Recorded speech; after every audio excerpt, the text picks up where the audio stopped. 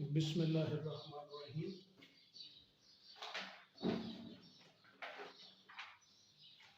Question number 6 करने लगे हैं।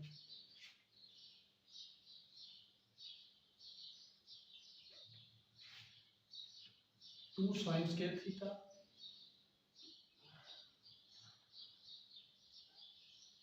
Minus sine theta equal to 0। यहां से साइन स्क्वायर माइनस साइन, इसमें से साइन कॉमन है।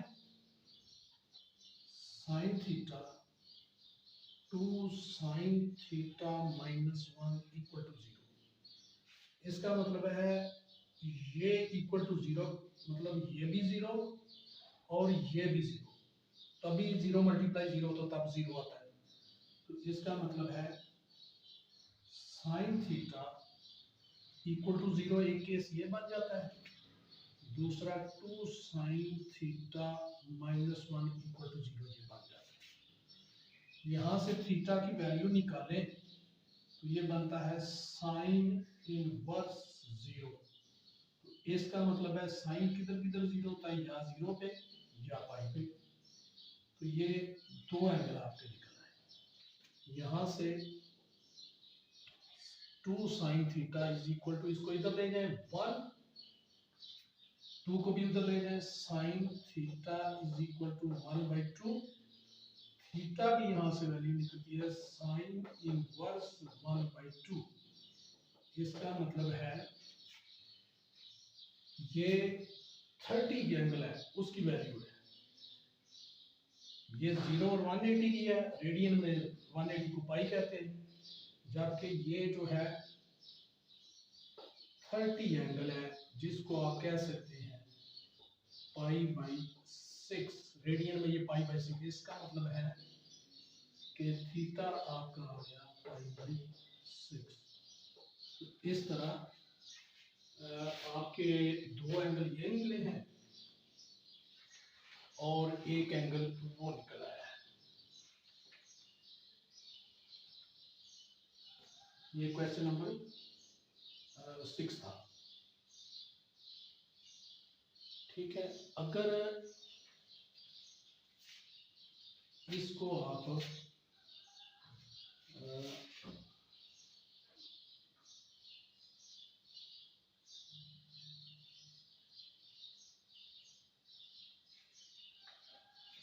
हाँ, ये अगर आप इसको ले लें, since value of sine theta is positive, ये पॉजिटिव वैल्यू है, therefore it lies, positive sine किधर किधर होता है, in first and second quadrant. First और सेकंड इसमें लाई करता है। फर्स्ट में ये फर्स्ट है, ये सेकंड है।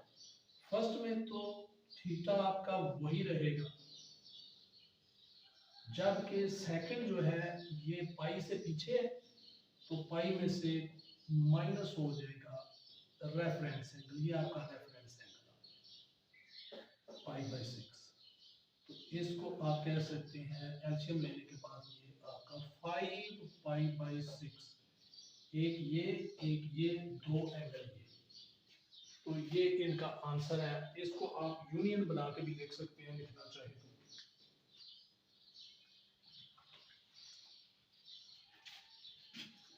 ये क्वेश्चन नंबर 6 था।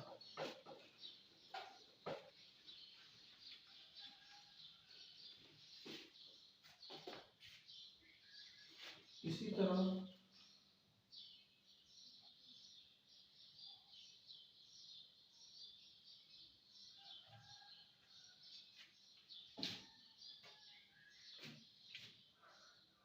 Question number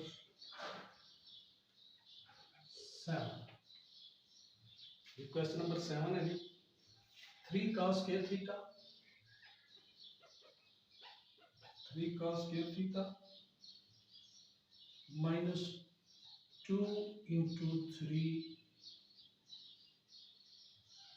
sign theta cos theta, sine theta cos theta minus 3 sine square theta equal to 0। 3 cos square theta minus 2 into 3 under root sin theta cos theta minus 3 sin square theta। आगे hint दिया हुआ है divide by sine square theta. तो ये hint दिया हुआ है, hint क्या दिया हुआ है कि जी इसको डिवाइड करें किस पे, divide by sine square theta. ये इसने हिंट दिया हुआ है। अगर ना भी दिया हो तो आप इस पे कर सकते हैं, या अगर वो देना भूल जाए तो आप साइन स्क्वायर पे डिवाइड कर दें या फिर कॉस स्क्वायर पे भी डिवाइड कर दें, तब भी हो जाएगा। ठीक है जी, तो ठीक है जी, हम करते हैं इधर से इसके ऊपर साइन स्क्वायर दोनों तरफ करना है तो दोनों पहले सब का बटा होगा, इवन के राइट का भी बटा होगा, लेकिन बाद में फिर कर लेंगे इनका लहदा है, यानी साइन स्क्वायर इसका लहदा, इसका लहदा, इसका लहदा, जितनी टर्में इवन के राइट साइड वाली थी। तो मैं अभी इधर से ही लहदा लहदा करने लगा हूँ साइन स्क्वायर, इसका भी ये साइन स्क्वायर, ये वो कह रहा है कि आप सबको साइन स्क्वायर पे डिवाइड कर दें, ये बन जाएगा 3 कोटेंजेंट स्क्वायर थीटा, ये एक साइन इससे काट देगा -2 इंटू 3 cos ओवर साइन, नीचे साइन स्क्वायर है तो एक साइन बच जाएगा, cos over sine cotangent theta minus ये दोनों ही कट जाते हैं, 3 is equal to 0 over something, आपको पता है ये 0 ही होता है। अब cotangent square cos square over sine भी होता है, या इसको 1 ओवर tan भी लिख सकते हैं। तो ये बटे में जाके 1 ओवर tan 1 3 से मल्टीप्लाई होके 3 बन जाएगा, ऊपर तो रहेगा 3, नीचे बन जाएगा tangent square theta. Cotangent 1 over tangent होता है, b होता है 2 over 3 under root over tangent theta -3 equal to 0। अब इसका एलसीएम ले लेंगे। एलसीएम क्या होता है, common factor multiply non common factor. तो इनमें टेंजेंट कॉमन है और एक टेंजेंट बच जाता है, तो वो tangent multiply tangent tangent square, या सिंपली आप बड़े वाला ले लेंगे टेंजेंट स्क्वायर थीटा, ऐसे भी कर सकते हैं। तो टेंजेंट स्क्वायर से कट गया, यानी 1 बच गया, 1 ऊपर वाले से मल्टीप्लाई होके 3 आ गया माइनस टेंजेंट स्क्वायर, टेंजेंट को टेंजेंट से मल्टीप्लाई करें, या एक टेंजेंट टेंजेंट से कट गया, टेंजेंट बच गया, उसको ऊपर वाले से मल्टीप्लाई करें तो ऊपर है 2 into 3 under root tangent theta minus, इसको जरा आगे तक लिखें 0, ये इससे मल्टीप्लाई हो जाएगा, यानी 1 को मल्टीप्लाई किससे करें, टेंजेंट स्क्वायर से, तब टेंजेंट स्क्वायर आता है, तो ये ऊपर हो जाएगा 3 टेंजेंट स्क्वायर थीटा। अब इसको खत्म करें, इसको उधर ले जाए, ये उधर जाके मल्टीप्लाई हो जाएगा, ये आ जाएगा 3 minus 2 into 3 tangent theta minus 3 tangent square theta. ये जब इससे जाके इधर डिवाइड हो रहा है टेंजेंट स्क्वायर, उधर जाके मल्टीप्लाई होगा, तो वो 0 से कुछ भी मल्टीप्लाई हो तो वो अगेन 0 हो जाएगा। ये हो गया। अब देखें इसको आप अब डिसेंडिंग ऑर्डर में लिखें कि पहले टेंजेंट स्क्वायर वाली, फिर टेंजेंट वाली, फिर बगैर टेंजेंट वाली।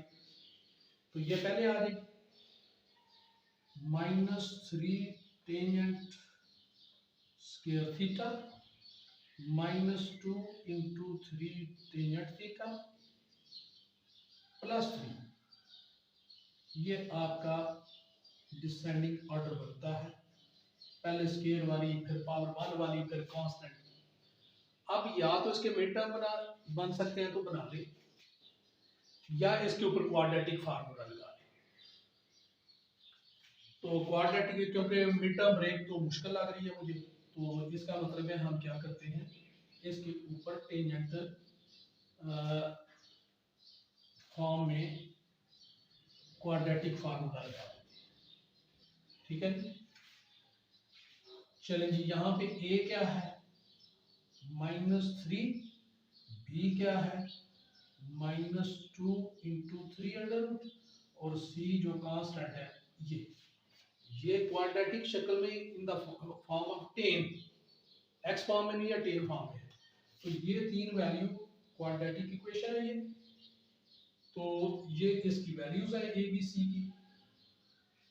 तो यहाँ पे क्वाड्रेटिक फार्मूला वैसे होता है x is equal to -b plus minus b square minus 4ac under root over 2a, लेकिन हमने चूंकि यहाँ पे वेरिएबल की जगह टेन यूज हो रहा है तो हम कहेंगे जी ये बन गया जी tangent theta -b plus minus b square minus 4ac under root over 2a ji.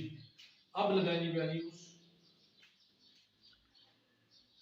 Tangent theta is equal to -b, ये minus into minus 2 into 3 under root -b हो गया plus minus b square minus 2 into 3 under root का square minus 4 multiply A क्या है -3 multiply C क्या है जी 3।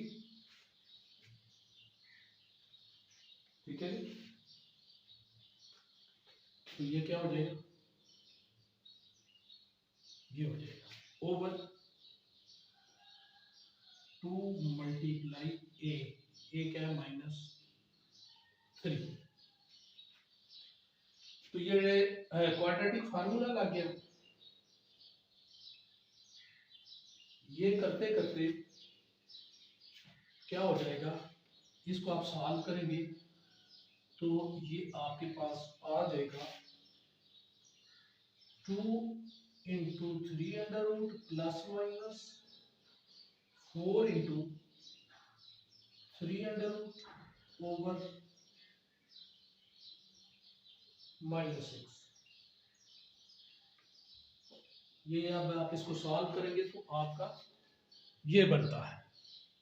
ठीक है, अब दो केस मान गए, एक यहाँ पे प्लस ले टेन थीटा इक्वल टू यहाँ पे प्लस रखे और एक यहाँ पे माइनस रखे, तो दो केस बन रहे हैं। एक केस तो आपका बन जाता है कि जी tangent theta is equal to 2 into 3 plus 4 into 3 under root over -6। एक तो ये बनता है, दूसरा क्या बनता है, दूसरा बनता है tangent theta is equal to 2 into 3 under root -4 into 3 under root over -6। ये दो केस बनते हैं, यानी यहाँ से एक दफा यहाँ पे प्लस रखेंगे यहाँ पे और एक दफा माइनस रखेंगे, तो इस तरह ये दो केसेस बन जाएंगे। ये क्या हो जाएगा टेंजेंट थीटा, ये चूंकि सिमिलर टर्म्स है 2 into 3 under root plus 4 into 3 under root, तो ये 6 इंटू 3 अंडर रूट ओवर -6, ये कट जाएगा। Tangent theta is equal to -3, minus नीचे हो या ऊपर हो, एक्चुअली ऊपर ही होता है। एक तो केस ये बनेगा।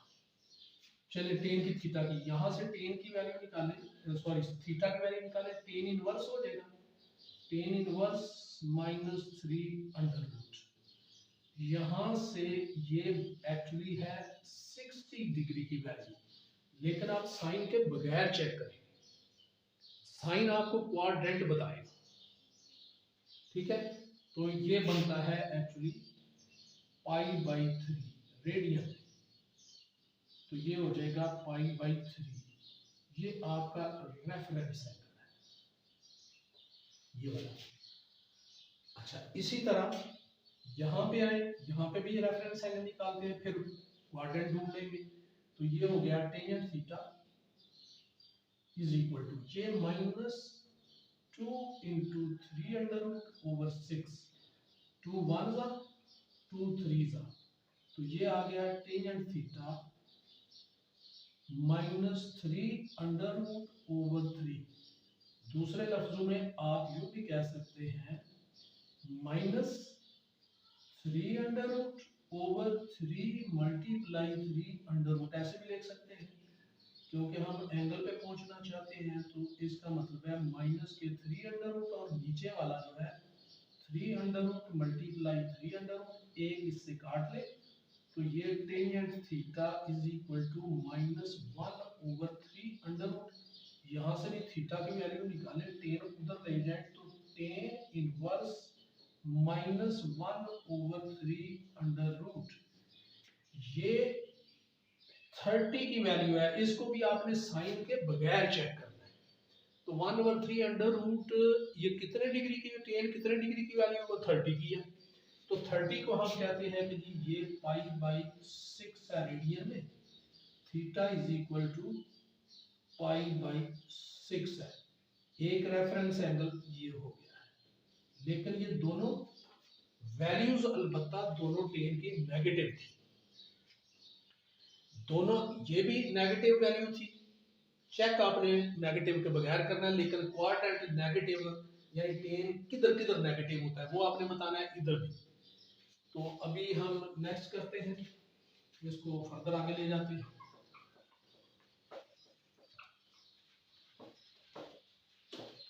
रेफरेंस एंगल आपने निकालना है। ये जो पहला केस है यानी कौन सा, यानी ये वाला, ठीक है।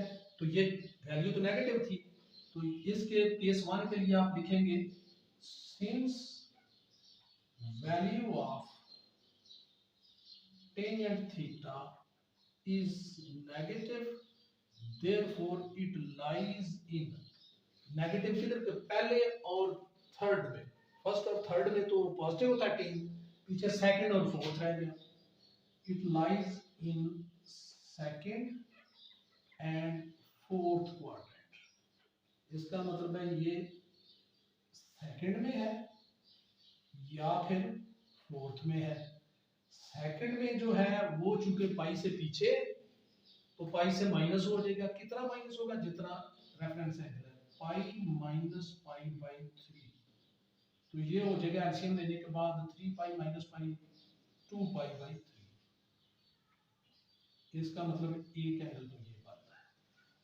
दूसरा फोर्थ वाले में थीटा इज इक्वल टू, ये 2 पाई से पीछे है तो 2 पाई से माइनस हो जाएगा, कितना, जितना के रेफरेंस एंगल है यानी π/3।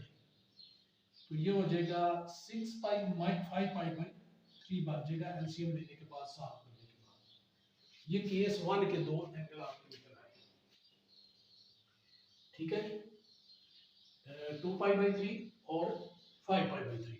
अब जो केस 2 है ये वाला, ये भी एक्चुअली तो नेगेटिव था, ये टेन की वैल्यू नेगेटिव थी, तो नेगेटिव होने के लिए ये भी, इसके लिए भी आपको इधर जाना पड़ेगा।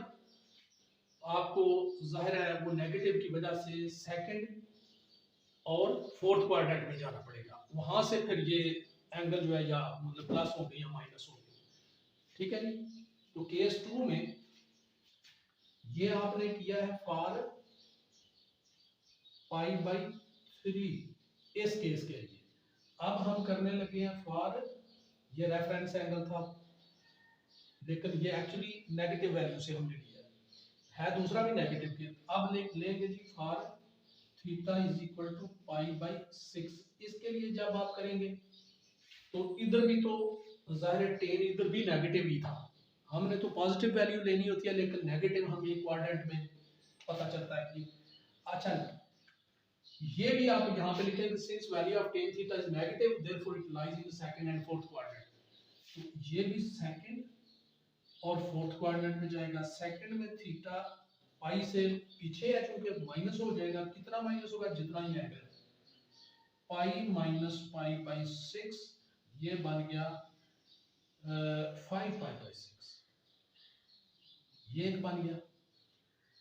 दूसरा चौथे में है तो ये 2 पाई से पीछे है तो ये भी माइनस होगा, 2 पाई से कितना माइनस होगा, π/6, तो ये 12 पाई माइनस पाई 11 पाई 6। तो इस तरह ये आपकी दो वैल्यूज ने ये निकली हैं, दो ये निकली हैं। तो ये आपका क्वेश्चन जो है ये भी आपका सॉल्व हो गया। अगर आप इनकी यूनियन बना के लिखना चाहते हैं तो फिर वो इसमें आप इसका पीरियड ऐड करेंगे, लेकिन हमें उसने आंसर में ऐसे ही लिखा हुआ है तो हम भी ऐसे ही इसको करते हैं, इतना ही काफी है। तो ये था क्वेश्चन नंबर 7। नेक्स्ट देखते हैं कौन सा करें।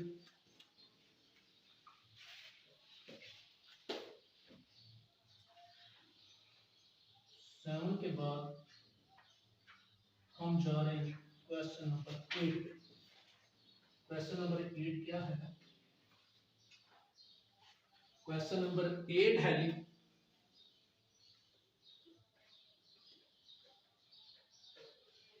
क्वेश्चन नंबर 8 है 4 sin square theta,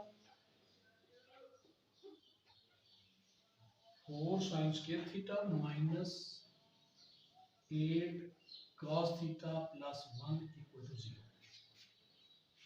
4 sin square theta minus 8 cos theta plus 1। अब ये जो क्वेश्चन नंबर 8 है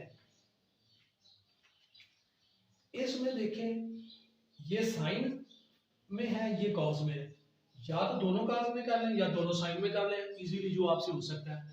तो आपको पता है हमारा फार्मूला है, basic formula sign square theta plus cos square theta, sorry cos square theta plus sine square, जिस तरह मर्जी लिखें। साइन स्क्वायर पहले लिख लें, कॉस स्क्वायर पहले लिख लें, इससे कोई फर्क नहीं पड़ता। Sine square theta equal to 1। तो ये जो कि साइन स्क्वायर है इसकी वैल्यू क्या है, इसको आप उधर ले लें। तो ये बनता है sine square theta is equal to 1 minus cos square theta.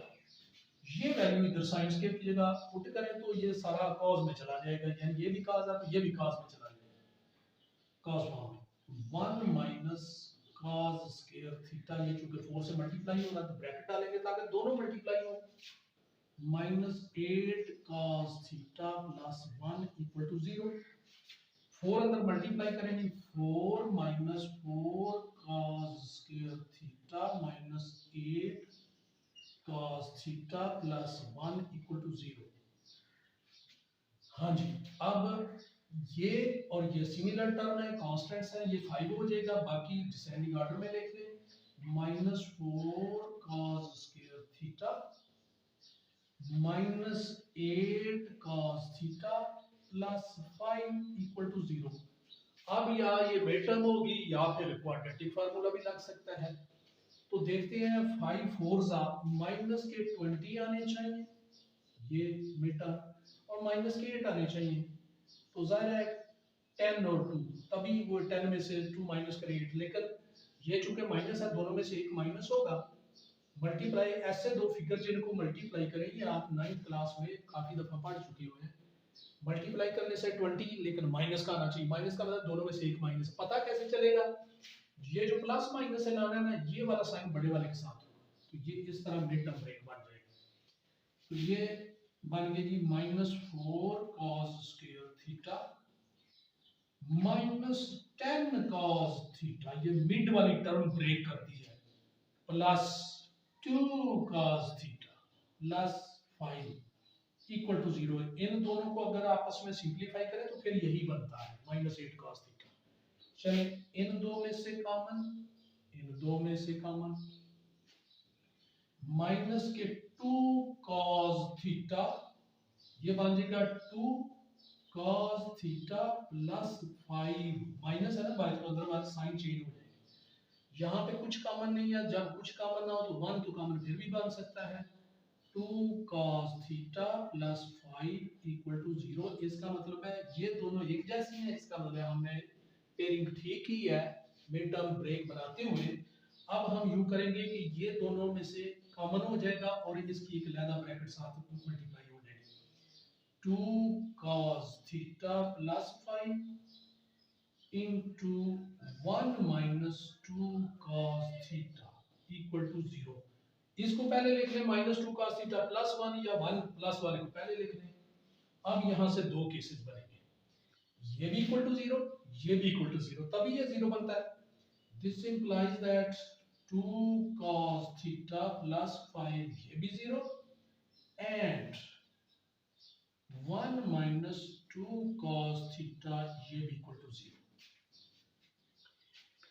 हाँ जी, ये जो पहला केस बना है, यहां से cos थीटा की वैल्यू निकलेगी 2 cos theta is equal to minus 5/2, sorry 5 minus 5 को उधर ले गए ये, और बाद में 2 जाकर बटा हो जाएगा, ये नीचे चला जाएगा ये।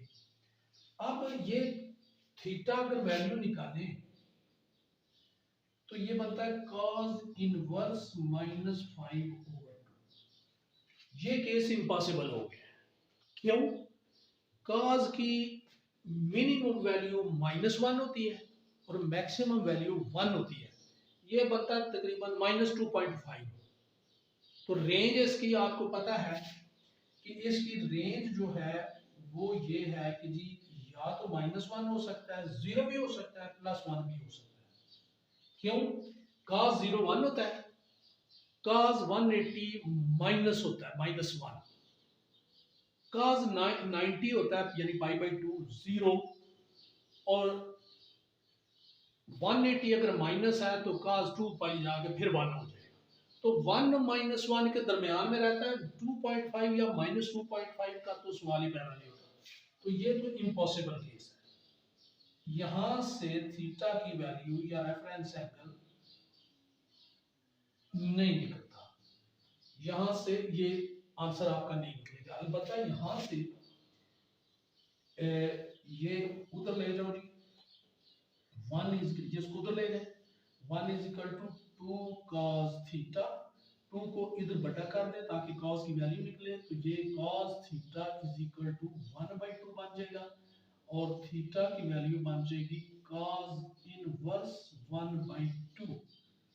तो ये cos कितने डिग्री की वैल्यू में 1/2 वैल्यू बनती है, कैलकुलेटर से भी आप चेक कर सकते हैं। तो इसका मतलब है cos 60 सॉरी sin 60 और cos 30 की एक ही वैल्यू होती है और वो होती है 3√2, लेकिन ये 1/2 है। ये sin 60 की 3√2, ये cos 60 की ये वैल्यू, ये cos 60 डिग्री, या इसको आप थीटा इज इक्वल टू 5/3 भी लिख सकते हैं। ये आ गया रेफरेंस एंगल आपका, ये आपका रेफरेंस एंगल है। यहां पे से तो रेफरेंस एंगल निकला ही नहीं हमारा, अभी रह गया ये। अब ये cos की जो वैल्यू हमने चेक की है, ये cos की ये वाली वैल्यू 1/2 पॉजिटिव थी, ठीक है। अगर नेगेटिव भी होती तो हमने पॉजिटिव की वैल्यू ही चेक करनी होती है, नेगेटिव की वजह से या पॉजिटिव की वजह से हमने क्वाड्रेंट में जाना होता है। सिंस यहां पे लिखेंगे since value of cos theta is positive, therefore it lies in कौन से क्वाड्रेंट में? cos पहले में पॉजिटिव होता है, पहले में तो सारी पॉजिटिव होती है, और किसमें? और 3 में, सॉरी 4 में, फोर्थ क्वाड्रेंट, पहले में और फोर्थ में यहाँ पे पॉजिटिव होता है। तो पहले में तो एंगल वही रहेगा, ये पहला हो गया, ये फोर्थ हो गया। फर्स्ट में थीटा तो वही रहेगा π/3 यानी ये वाला। अलबत्ता 4 में 2π से पीछे है तो 2π से माइनस हो जाएगा। कितना माइनस होगा? जितना आपका रेफरेंस एंगल है। तो ये हो गया थीटा इज इक्वल टू 6π - π 5π/3। एक एंगल आपका 5π/3 निकला है, दूसरा आपका एंगल निकला है π/3, ठीक है। अब अगर तो आपने यूनियन में लिखना है, क्योंकि आंसर को आप यूनियन में भी लिख सकते हैं। अब ये दोनों एंगल जो है ये आप गिवन इक्वेशन में रख के चेक करें, अगर तो सेटिस्फाई होती है, यानी 0 ये रखते हैं π/3, लेफ्ट साइड पे 0 राइट भी 0, तो सेटिस्फाई हो जाएगी। और इसी तरह इसको रखते हैं तो फिर भी ये सेटिस्फाई होती है और हो जाएगी। तो इतना भी आंसर ठीक है, लेकिन अगर आप यूनियन बना के उनकी लिखना चाहते हैं तो फिर आप क्या करेंगे,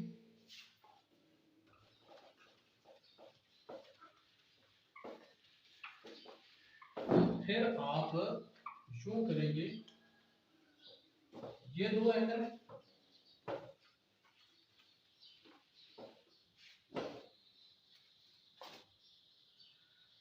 इनको वेरिफिकेशन आप खुद करेंगे। वेरिफिकेशन कैसे करनी है कि दोनों को आपने गिवन इक्वेशन में रख के चेक करना है कि इक्वेशन सेटिस्फाई होती है। सेटिस्फाई का मतलब है राइट साइड पे अगर जीरो है तो लेफ्ट पे भी जीरो आना चाहिए, तो ये दोनों हो जाएंगे। तो अब अगर जब सेटिस्फैक्शन हो जाती है तो फिर जो सेटिस्फाई करेंगे वो आंसर में शामिल होगा। अगर आप इतना भी लिख दें तो आंसर गलत नहीं है, लेकिन इसकी यूनियन बना के भी आप लिख सकते हैं। उसका तरीका ये है कि ये चूंकि कॉस की दोनों वैल्यू थी, कॉस से आप आए थे ना, तो आप कहेंगे जी since period of cos theta is 2 pi, tangent का कोटेंजेंट का पीरियड होता है पाई, बाकी सब का चारों यानी साइन कॉस कोसिकेंट सीकेंट का 2 पाई होता है। ये चैप्टर नंबर 11 में आप पढ़ चुके हैं।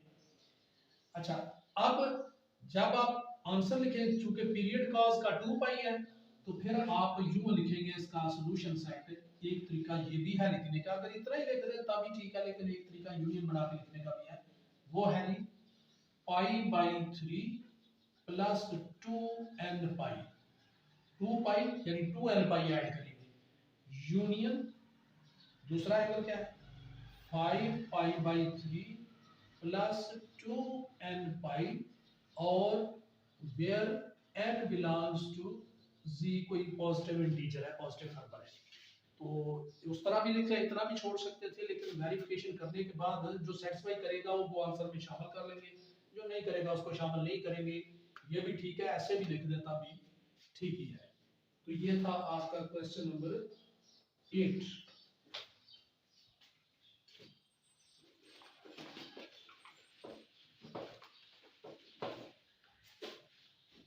इसी तरह क्वेश्चन नंबर 9 करते हैं। क्वेश्चन नंबर 9, क्वेश्चन नंबर 9 क्या है जी, क्वेश्चन नंबर 9 है 3 tangent x 3 under root tangent x minus secant x minus 1 equal to 0। 3 under root tangent x minus secant x minus 1। तो इसको हम कैसे करेंगे जी, ये क्वेश्चन नंबर 9 है आपका।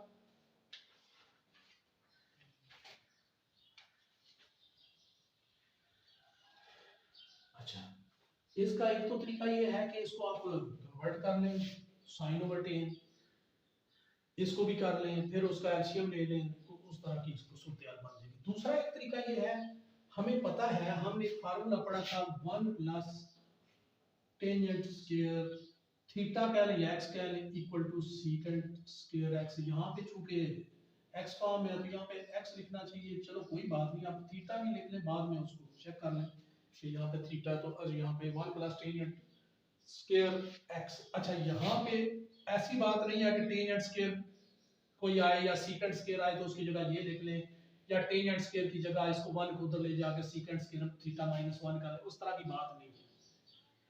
अच्छा, स्क्वायर फॉर्म में फिर इसको कैसे लेके जाए, तो एक तो तरीका ये इसका होल स्क्वायर ले लें, लेकिन 3 वाला स्क्वायर जरा डिफिकल्ट होता है, थोड़ा सा टफ होता है। वैसे होता तो सही है, तीनों का होल स्क्वायर लिया तो जा सकता है। हम इसको उठा के इधर ले जाते हैं, फिर उधर 2 रह जाएंगी, इधर 1 रह जाएगी, उसका हम स्क्वायर ले लेंगे, ताकि स्क्वायर फॉर्म में ये हमारा क्वेश्चन आ जाए। ये बन गया सीकेंट एक्स प्लस 1। अब करेंगे स्क्वेयरिंग ऑन बोथ साइड्स।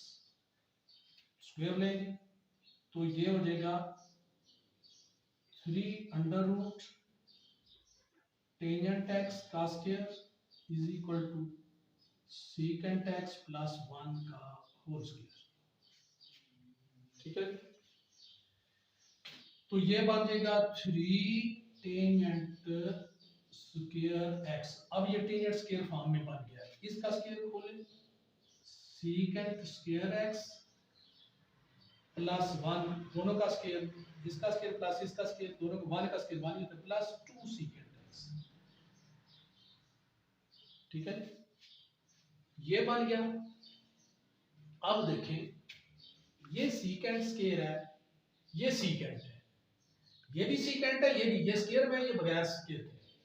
लेकिन ये जो है ये सीकेंट स्क्वायर नहीं है, ये टेन स्क्वायर है। या तो इन सीकेंट दोनों को टेन में ले जाए या टेन को सीकेंट में ले जाए। अब इसका तो बन सकता है टेन आराम से, ठीक है, लेकिन इसका नहीं बन सकता, इसका वो अंडर रूट फॉर्म में चला जाएगा, वो और डिफिकल्ट हो जाएगा।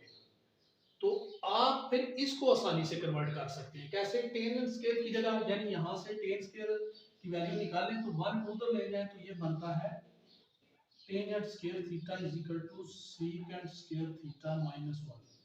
ये इसकी जगह आप सीकेंट स्क्वायर माइनस 1 लगा सकते हैं जिधर टेंजेंट स्क्वायर, ताकि सारी सीकेंट में कन्वर्ट हो जाए। तो ये हो गया 3 into secant square x minus 1। Theta है तो इस तरह एक्स है, बस इतना ही फर्क है। Secant square x plus 2 secant x plus 1। ठीक है, सीकेंट को पहले लिख दिया कोई ऐसे 3 को अंदर मल्टीप्लाई करें, 3 secant square x minus 3 is equal to secant square x plus 2 secant x plus 1। अब सारे एक तरफ इकट्ठे कर लें, इनको तीनों को उठाएं इधर ले जाएं।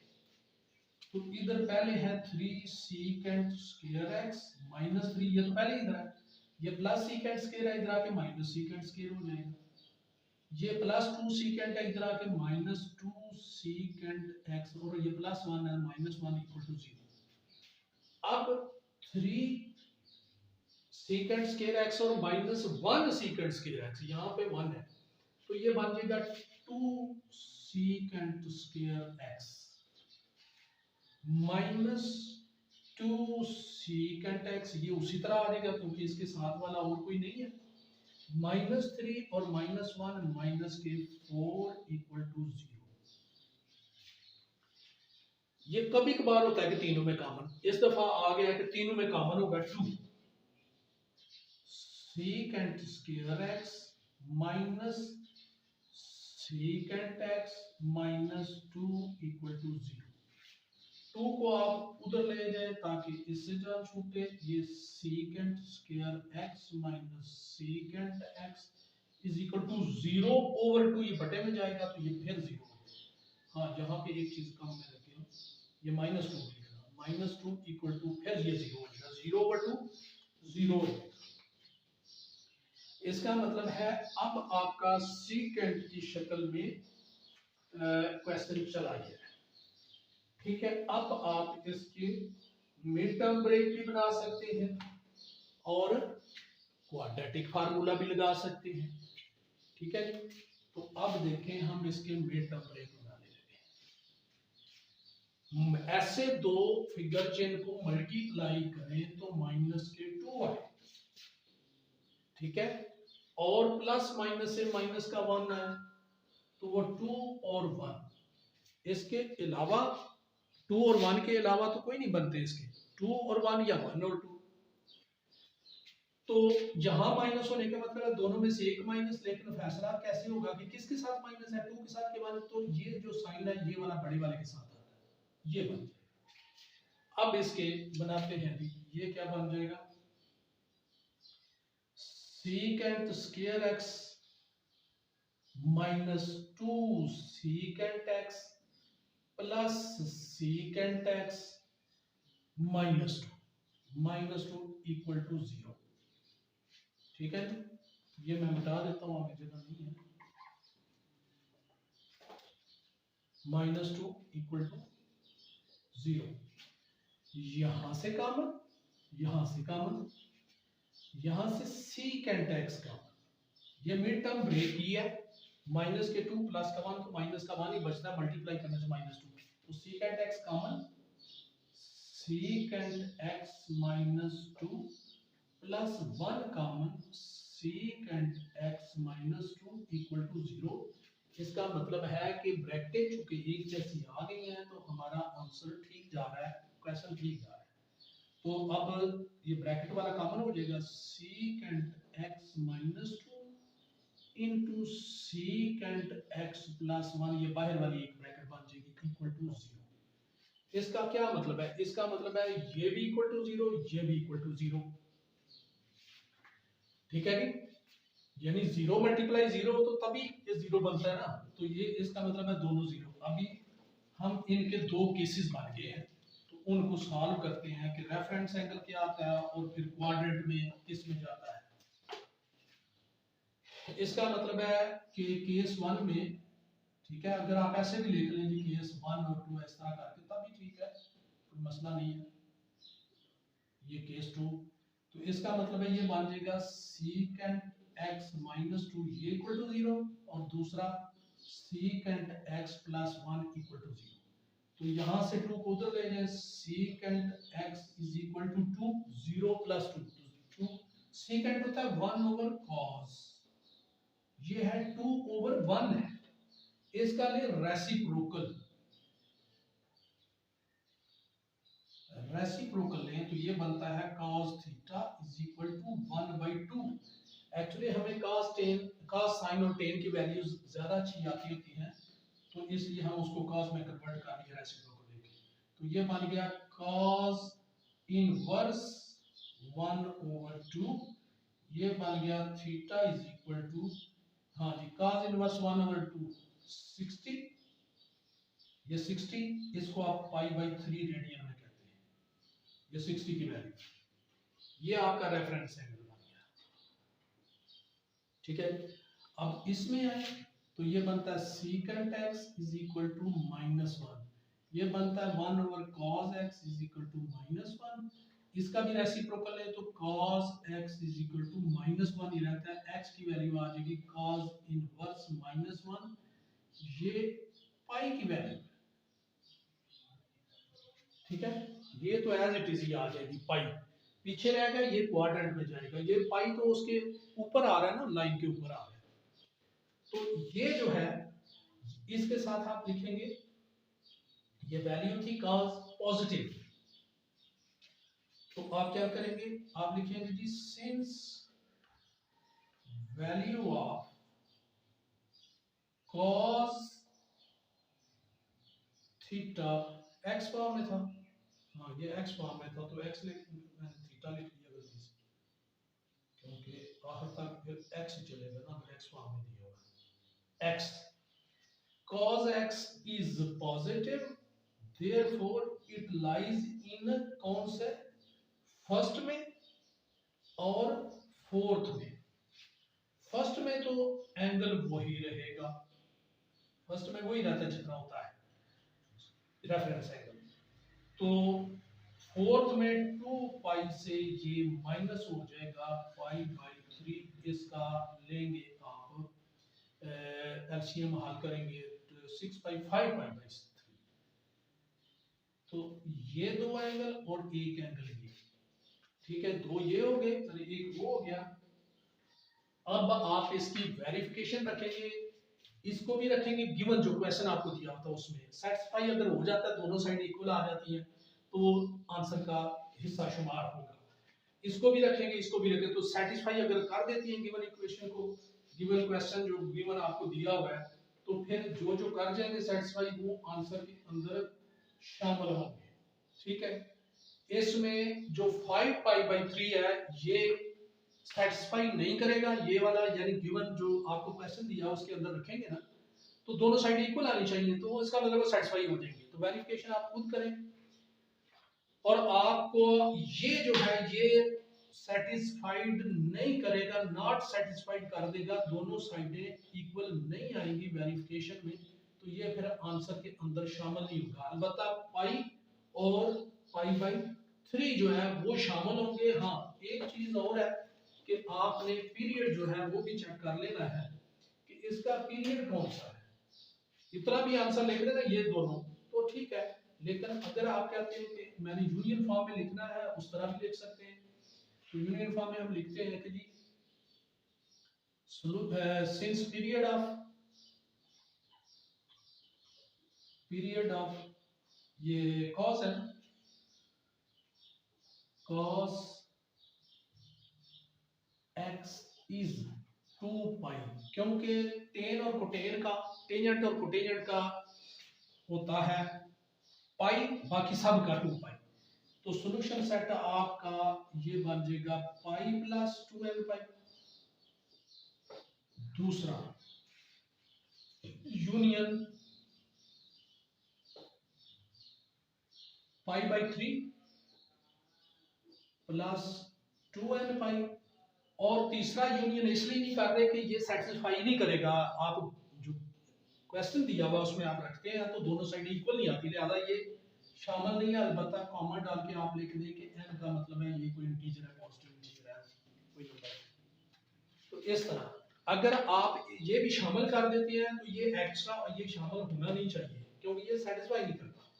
तो अगर आपने ऐसे लिखना है तो फिर ऐसे लिखना है, वरना इधर तक ही छोड़ दें तो तब भी आपका क्वेश्चन सही माना जाएगा। तो ये था जी क्वेश्चन नंबर 9।